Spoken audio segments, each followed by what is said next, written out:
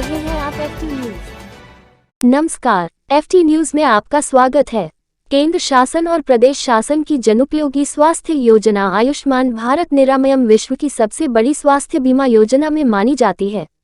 व्यक्तिगत तौर पर हम सभी इस तरह की योजना में सम्मिलित होना और जनहित की सेवा कार्यों में खेला रहना एक पुण्य कार्य मानते हैं।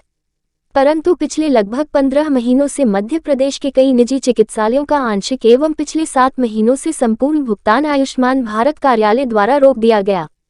वार्तालाप के अभाव में कई निर्दोष अस्पतालों के भुगतान रुकने से बड़े स्तर पर निजी चिकित्सालय आर्थिक संकट के दौर से गुजर रहे हैं। साथ ही कई अवसर ऐसे आए कि रोगियों के संपूर्ण उपचार एवं छुट्टी के बाद शासन द्वारा बनाए गए आयुष्मान कार्यों को शासन द्वारा ही फर्जी बताकर भुगतान निरस्त कर दिया गया। ऐसे में कई अस्पतालों को एक पक्षीय गंभीर आर्थिक क्षति पहुंची है। साथ ही ऑडिट जिनसे कराया गया उनकी शैक्षणिक योग्यता भी निजी अस्पताल में कार्यरत विशेषज्ञों की शैक्षणिक योग्यता से कम थी। ऐसे में कम शैक्षणिक योग्यता वाले या अन्य विशेषज्ञता धारक चिकित्सक से ऑडिट कराना एवं उस पर निर्णय लेना व्यायसंगत प्रतीत नहीं होता है। बताकर उनका पेमेंट रोक ले रहे हैं। यदि मानवीय आधार पर उस वक्त आपने कहा था कि अभी कोविड का कठिन समय आप काम कीजिए, ये सब कागजी बातें हम समझ लेंगे, कार्यालयीन मामले हम समझ लेंगे, तो उस वक्त की आत्मीय बात को बाद में कानून के तरीके से यदि बताकर रोक दिया, पेमेंट रोका है, तो मैं समझता हूँ कि ये न्याय संगत नहीं है। हमें शासन की इस महती योजना से बहुत सहानुभूति है। शासन की इस जनोपयोगी योजना से हमें बहुत लगाव है। ये सेवा कार्य का एक बहुत बड़ा माध्यम है, एक प्लेटफॉर्म है। हम शासन की मंशा के अनुरूप काम करना चाहते हैं। यदि किसी प्रकार का हमसे कुछ गलतियां हुई हो, कि जैसे मान लो हमने परमिशन ली, 2 दिन की परमिशन मिली, फिर हमने 2 दिन की परमिशन ली, परमिशन शासन के पोर्टल से मिली और जब परमिशन मिली उसके बाद काम किया, तो उसके बाद फिर उस भुगतान को शासन का भी दायित्व बनता है कि रोका नहीं जाए और यदि ऑडिट कराते तो निश्चित समय सीमा में ऑडिट कराकर भुगतान दिया जाए। हम लगातार, आज कुछ अस्पताल ऐसे हैं कि 15 महीने से आंशिक भुगतान नहीं हुआ और कुछ अस्पताल ऐसे जिनका 7-8 महीने से पूरा का पूरा भुगतान रुका हुआ है। और कुछ अस्पतालों ने मजबूरी में इसलिए काम करना बंद किया है कि अघोषित तरीके से इसलिए काम करना बंद कर दिया कि उनके पास अगले मरीज की दवाई के लिए, साधन के लिए, इलाज के लिए और उसकी समुचित व्यवस्था के लिए पैसे ही नहीं। तो हम भी शासन की इस योजना का हिस्सा है और काम करना चाहते हैं, लेकिन हमारी इसमें सिर्फ शासन से 3 व्यावहारिक मांगे हैं, तार्किक मांगे हैं, विधिवत मांगे हैं, युक्त संगत मांगे हैं, न्याय संगत मांगे हैं। मांग क्रमांक 1 ये है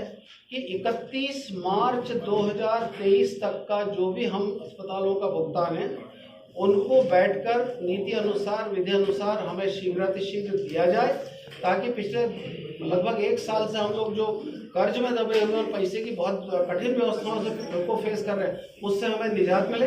31 मार्च 2023 तक का भुगतान शीघ्र निराकरण करके किया जाए। दूसरा, यदि मान लो शासन के पोर्टल ने जिसका आयुष्मान कार्ड बनाया, जैसे मान लो 84 जी का आयुष्मान कार्ड बना दिया, हमने इनके आयुष्मान कार्ड पर काम कर दिया और जब हमने काम करके मरीज छुट्टी हो गई तब जाकर बोलते हैं कि कार्ड फर्जी था इसलिए आपका ये जो क्लेम निरस्त कर दिया जाता है। शासन के पोर्टल पर कार्ड बन रहा है, शासन की परमिशन मिल रही है, हम काम कर रहे हैं और 6 दिन बाद, 8 दिन बाद, 15 दिन बाद हमें ये संदेश आता है कि फला का कार्ड फर्जी था इसलिए इसका भुगतान आपको नहीं मिलेगा। कार्ड हमने नहीं बनाया, शासन ने बनाया, परमिशन हमें शासन ने दी, हमने काम किया और काम करने के बाद हमें बोल दिया गया कि फर्जी कार्ड था इसलिए पेमेंट नहीं मिलेगा। इस तरह की बहुत ही ज़्यादा इस तरह की विसंगतियाँ उसमें आई हैं जिनको दूर करने की आवश्यकता है।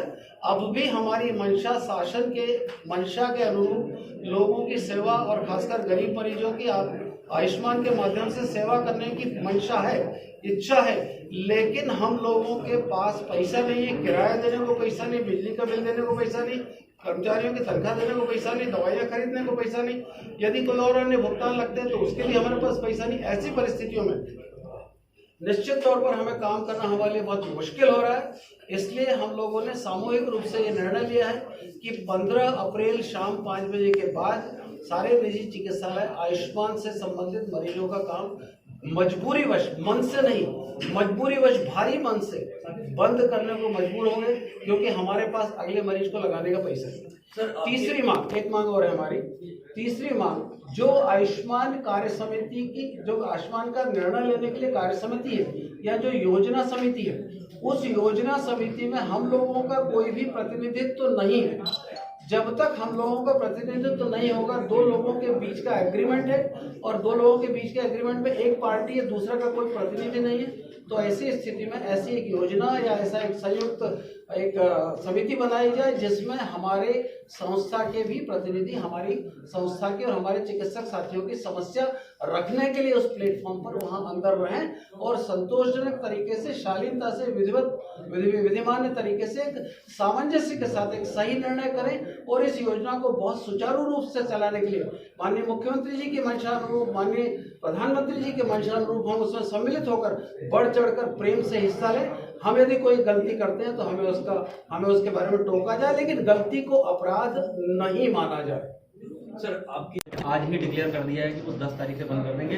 3 तारीख को उन्होंने ज्ञापन दिया था और उन्होंने आज से काम बंद कर दिया है। और आयुष्मान विभाग को एक ऑफिशियल लेटर, पूरे विंध्य एरिया की बात कर रहा हूँ मैं, सतना, मैयर, आपका रीवा, सतना, मैं सबकी बात कर रहा हूँ, उनका लेटर कल आयुष्मान डिपार्टमेंट को वो मेल कर। प्रदेश में कितने होंगे आप? रीवा संभाग ने आज से काम बंद कर दिया। ये एसोसिएशन अभी 3 महीना पुरानी है, आप इस तरीके से समझिएगा। रतलाम, नीमच, खंडवा, छिंदवाड़ा, हर जगह हमारी प्रेजेंस धीरे धीरे बढ़ती जा रही है। विंध्य और मालवा और ये भोपाल रीजन हमारा स्ट्रॉन्ग है। प्रदेश में जितने भी हॉस्पिटल हैं या भोपाल में जितने भी आरोप लगे तो आपको शो कॉज नोटिस जाएगा। देखिए, उसका एक लीगल एक तरीका है, आप उसका एक जवाब देते हैं।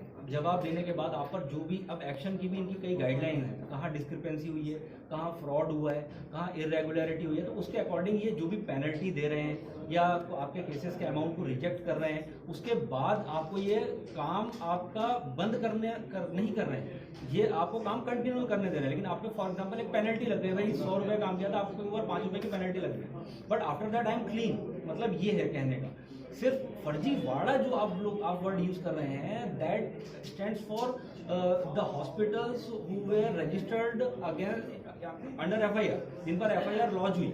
अमाउंट जस्टिफाइड, हम सही हैं, हम न्यायालय के अंदर जाएंगे, उसके लिए हम एक रेट पिटीशन भी तैयार करें। अच्छा, जनरली जैसा देख रहे हैं कि फर्जीवाड़े जैसी चीज़ें दूसरे स्टेट्स में भी आ रही होंगी, मगर उनका पेमेंट जल्दी हो जाता है और आपका लेट होता है। आपने इसको जांचा कि ऐसा क्यों हो रहा है? देखिए, क्या है, 2018 में जब से ये योजना शुरू हुई है, इसमें पेमेंट धीरे धीरे करके लेट होना शुरू हुआ है। लेकिन पिछले साल जून के बाद से ये पेमेंट काफ़ी डिले है, मतलब लास्ट 1.5 ईयर से जितनी जल्दी हमको पेमेंट आना चाहिए था वो हमको आ नहीं रहा है। अब इसका क्या कारण है, ये विभाग ही बेहतर तरीके से बता पाएगा।